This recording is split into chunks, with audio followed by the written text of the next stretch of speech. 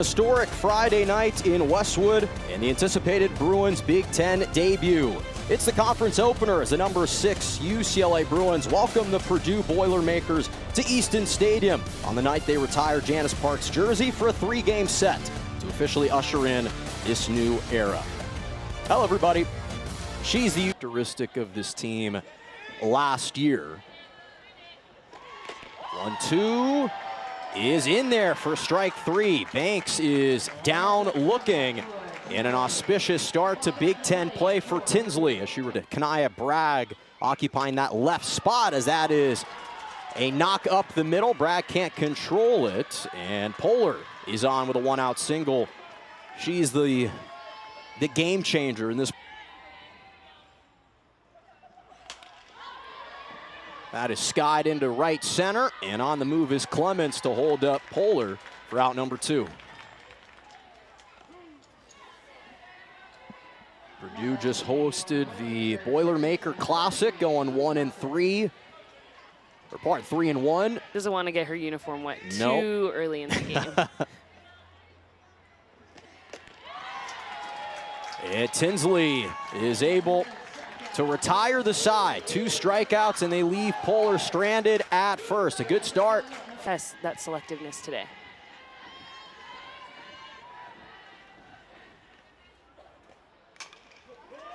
Deuces a ground ball.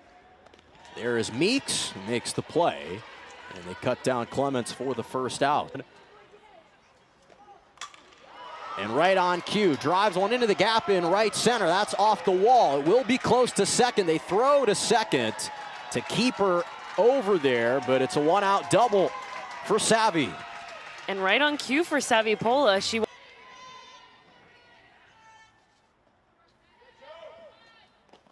3-1, and Woolery induces ball 4.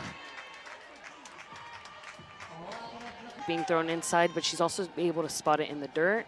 She's able to leave it up for a strike. She's really able to control. Pops into foul territory, by the way, and Campbell is going to come over from short. Pressure producing in their own right. That's something that Coach has talked about. Bragg rips one into left, and it is caught. Poehler with a diving catch to end the inning for the Boilermakers. Boy, it looked like some offense was boiling, and not for long.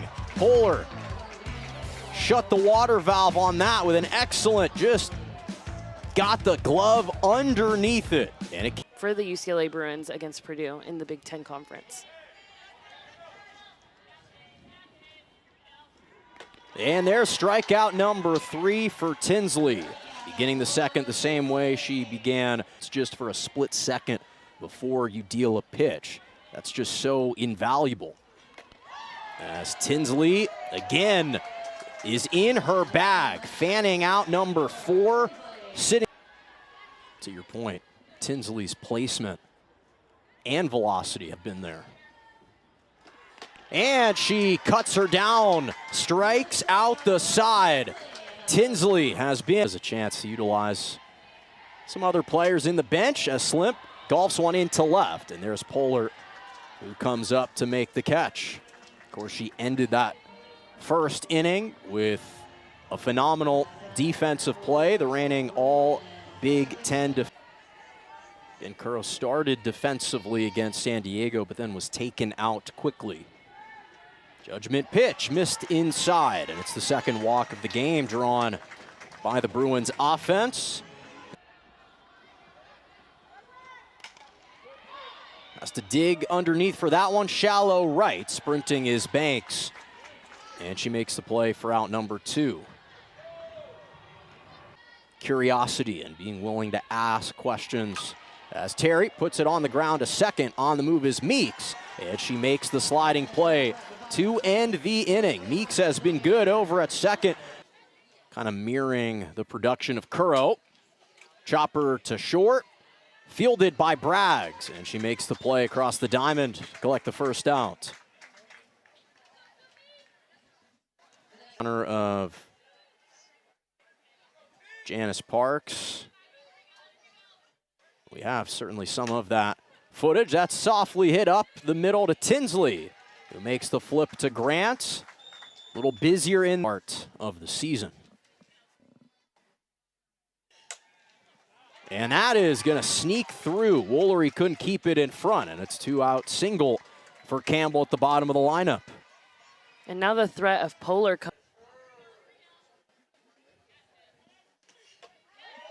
A pitch out, throw to second on the swipe attempt is caught. Daniel cutting down her third victim this season. It's Banks sent home, and the Bruins defense gets out of a little bit of a tense top of the third. Daniel to Curro, down goes Banks, bottom of the third. Coming up next. But we meet back up at Easton. Exactly, in the Big Ten Conference too. Hard chopper, and that's going to squeeze through. Gossett couldn't keep it in front. Clements wedged it in there. And it's a leadoff single for Clements and the Bruins here in the third. So she got a taste of this rivalry, and she cannot flip it to first in time. Pola beats out the throw, advances Clements. Woolery rips one down the left field line. That's going to score Clements. Pola digging for third, and an RBI double for Woolery, as who else produces the first run in Big Ten Conference play?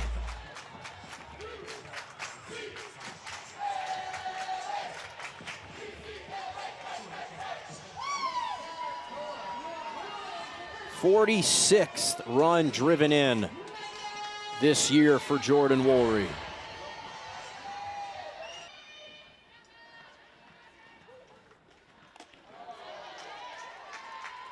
Four-pitch walk to Megan Grant, and it loads up the bases for Kanaya Bragg. With a lead. Bragg lined into center.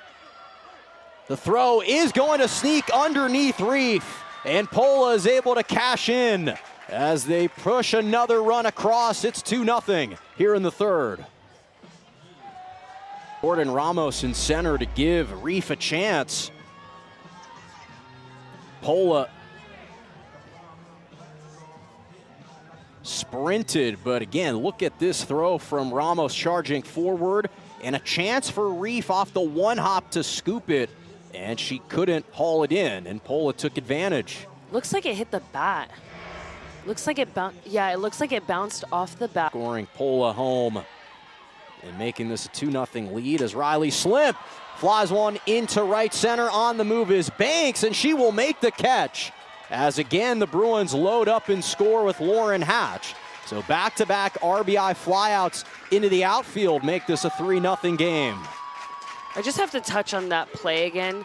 It's so important that you move that bat and be able to get that out, because then you're able to end the inning there. And you walk away with only one run scored, and the damage is 2 runs less than what it would have been, but this would have ended the inning if you get that double play out at the plate. It's about outs on the defensive side, so yeah, there's not a lot of give when it comes to the Bruins. 1-2, and she gets the call. Good frame job by Reef, and Ellis records her first 8 games. So big reason behind the turnaround and the recent spate of victories is because of that, as Polar is struck out, and then 2-3 put out ensures it for out number 1. Look at the Bruins lineup, and you can see at least the top 3 are batting over 400. So those are really your production makers and your consistent hitters. But above else, the Boilermakers are doing a really good job of staying.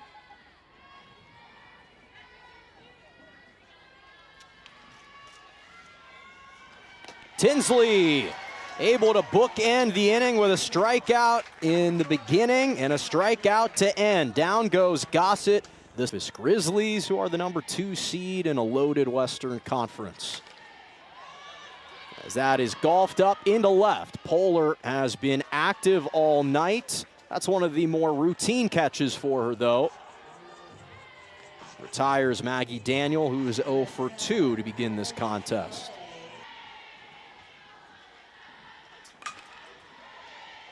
That one is nicely backhanded by Gossett.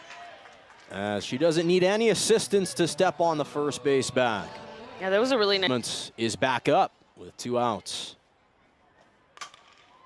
So she'll get another chance. This time takes advantage, scoops it up.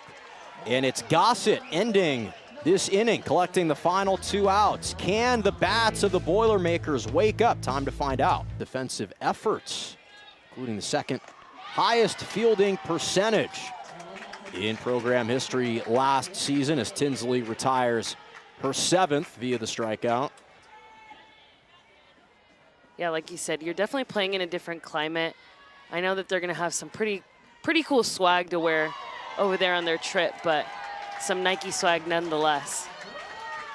Changing it up with every batter, so they are really just kind of guessing there, not knowing what's coming. And Tinsley does it again, strikes out the side for the 2nd time tonight. 9 punch-outs.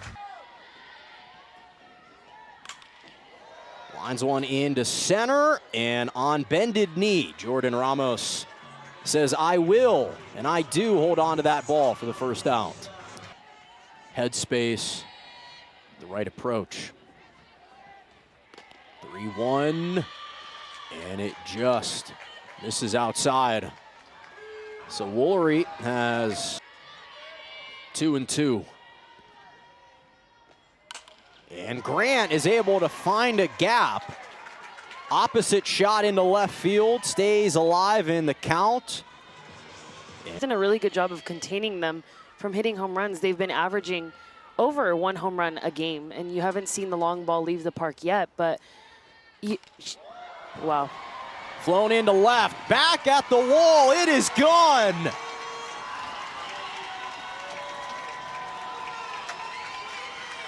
Lid on home runs, no more.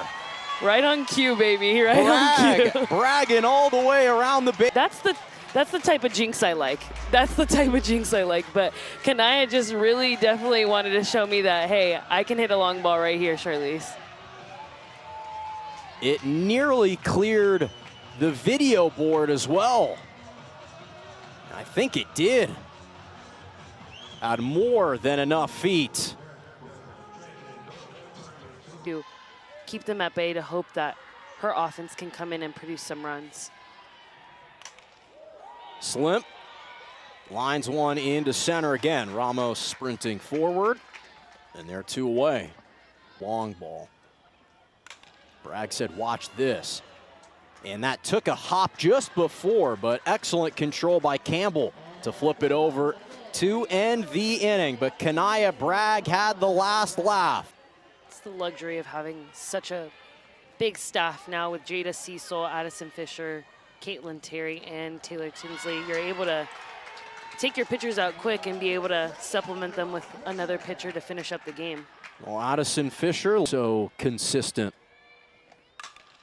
0-2, that's floated into left, and Slimp's there to make the catch. Yeah, it makes a prominent staff even more.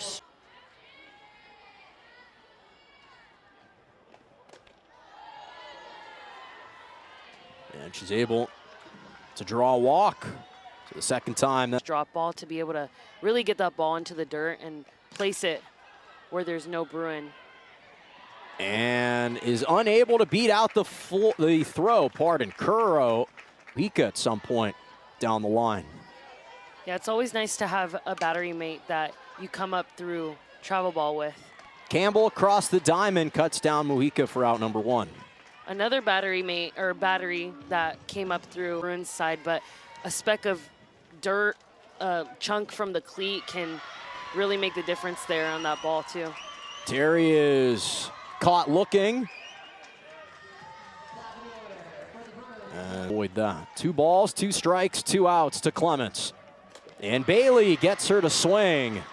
Retires the side, 2 strikeouts in this inning, 5 straight sat for this Bruins offense. Last chance for the Boilermakers.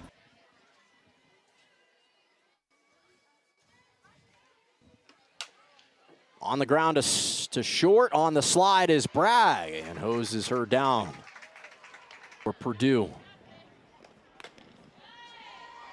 And it does not graze the outer part of the plate. And this is step one. If you're Purdue, you get a base.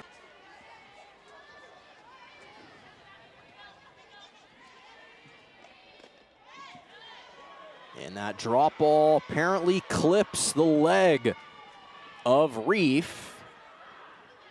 So back-to-back for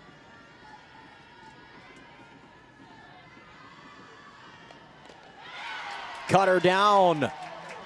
Fisher sends her fishing here in the 7th.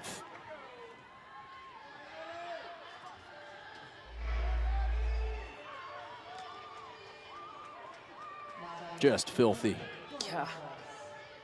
The vertical break on that is insane. As a batter, you think that's coming at the part of your knee that you can collect it, but Bragg on a chase to the third base bag, cannot get there in time. The base runner keeps this game alive for Purdue. As at third, Reef at second, Ramos at first. The pitch, ground ball to Bragg. She'll step on the bag, and she will get the last laugh as the Bruins collect their 9th shutout of the year and their 7th straight victory, improving to 25-4 on the season. Taylor Tinsley earns the win, and ultimately, Charlize, they made enough plays, and Kanaya Bragg played a big role. yeah, and they were able to finally put a W in the win column for their first Big Ten win. And for the Bruins, this is big time. You want to get on this momentum rolling into the next 2 games that you have against the Boilermakers. And Taylor was just lights out on the mound. And like you said, Kanaya was able to deliver that home run right on time, right when I queued it up.